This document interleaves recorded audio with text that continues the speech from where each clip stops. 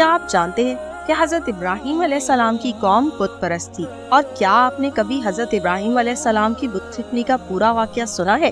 اور کیا آپ یہ جانتے ہیں کہ حضرت ابراہیم علیہ السلام نے کس طرح سے اپنی قوم کو سمجھانے کی کوشش کی؟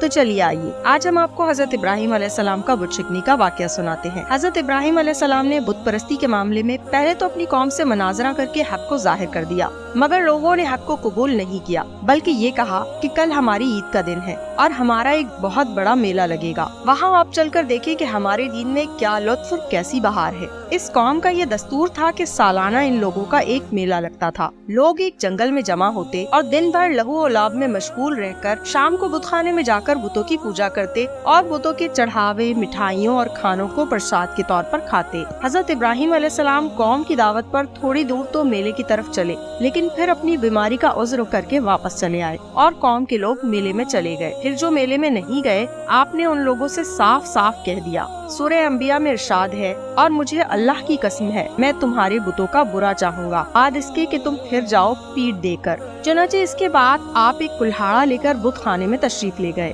اور دیکھا کہ اس میں چھوٹے بڑے بہت سے بت ہیں اور دروازے کے سامنے ایک بہت بڑا بت ہے۔ ان جھوٹے معبودوں کو دیکھ کر توحید الہی کے جذبے سے آپ جلال میں آ گئے اور کلہاڑی سے مار مار کر بتوں کو چکنا چور کر ڈالا اور سب سے بڑے بت کو چھوڑ دیا اور کلہاڑی اس کے کندھے پر رکھ کر آپ بت خانہ سے باہر چلے آئے۔ قوم کے لوگ جب میلے سے واپس آ کر بت پوجنے اور پرساد کھانے کے لیے بت خانہ میں گھسے تو یہ دیکھ کر حیران رہ گئے کہ ان کے دیوتا ٹوٹے پھوٹے پڑے ہیں۔ ایک دم سب بوکلا گئے اور شور مچا کر چلانے لگے۔ سورہ انبیاء میں ارشاد باری تعالیٰ ہے، کس نے ہمارے خداؤں کے ساتھ یہ کام کیا، بے شک وہ ظالم ہے۔ تو کچھ لوگوں نے کہا کہ ہم نے ایک جوان کو جس کا نام ابراہیم ہے، اس کی زبان سے ان بتوں کو برا بلا کہتے ہوئے سنا ہے۔ قوم نے کہا کہ اس جوان کو لوگوں کے سامنے لاؤ، شاید لوگ گواہی دیں کہ اس نے بتوں کو توڑا ہے۔ چنانچہ حضرت ابراہیم علیہ السلام بلائے گئے تو قوم کے لوگوں نے پوچھا کہ اے ابراہیم، کیا تم نے ہمارے خداؤں کے ساتھ یہ سلوک کیا ہے؟ تو حضرت ابراہیم علیہ السلام نے فرمایا کہ تمہارے اس بڑے بت نے کیا ہوگا، کیونکہ کلہاڑی اس کے کندھے پر ہے۔ آخر تم لوگ اپنے ان ٹوٹے پھوٹے خداؤں ہی سے کیوں نہیں پوچھتے کہ کس نے تمہیں توڑا ہے؟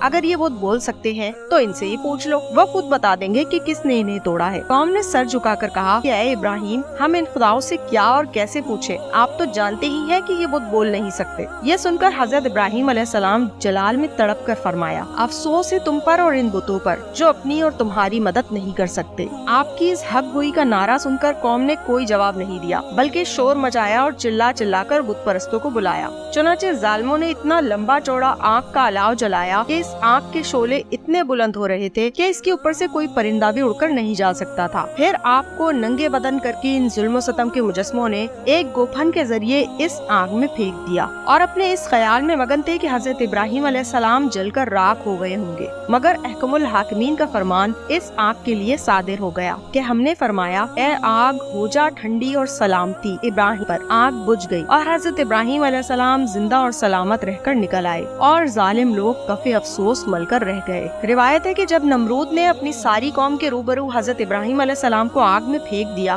تو زمین و آسمان کی تمام مخلوقات چیخ مار مار کر بارگاہ خداوندی میں عرض کرنے لگی کہ اے خداوند، تیرے خلیل آگ میں ڈالے جا رہے ہیں اور ان کے سوا زمین میں کوئی اور انسان تیری توحید کا علمبردار اور تیرا پرستار نہیں، لہذا تو ہمیں اجازت دے کہ ہم ان کی امداد و نصرت کریں۔ تو اللہ تعالیٰ نے فرمایا کہ ابراہیم میرے خلیل ہے اور میں ان کا معبود ہوں، تو اگر حضرت ابراہیم علیہ السلام تم سبوں سے فریاد کر کے مدد طلب کرے تو میری اجازت ہے کہ سب ان کی مدد کرو، اور اگر وہ میرے سوا کسی اور سے کوئی مدد طلب نہ کریں تو تم سب سن لو، میں ان کا دوست اور حامی و مددگار ہوں، لہٰذا تم اب ان کا معاملہ میرے اوپر چھوڑ دو۔ اس کے بعد آپ کے پاس پانی کا فرشتہ آیا اور کہا کہ اگر آپ فرمائیں تو میں پانی برسا کر اس آگ کو بجھا دوں۔ پھر ہوا کا فرشتہ حاضر ہوا اور اس نے کہا کہ اگر آپ کا حکم ہو تو میں زبردست آندھی چلا کر اس آگ کو اڑا دوں۔ تو آپ نے ان دونوں فرشتوں سے فرمایا کہ مجھے تم لوگوں کی کوئی ضرورت نہیں، مجھ کو میرا اللہ کافی ہے اور وہی میرا بہترین کارساز ہے، وہی جب چاہے گا اور جس طرح اس کی مرضی ہوگی میری مدد فرمائے گا۔ تو دوستوں، امید کرتے ہیں کہ آپ کو حضرت ابراہیم علیہ السلام کا واقعہ پسند آیا ہوگا۔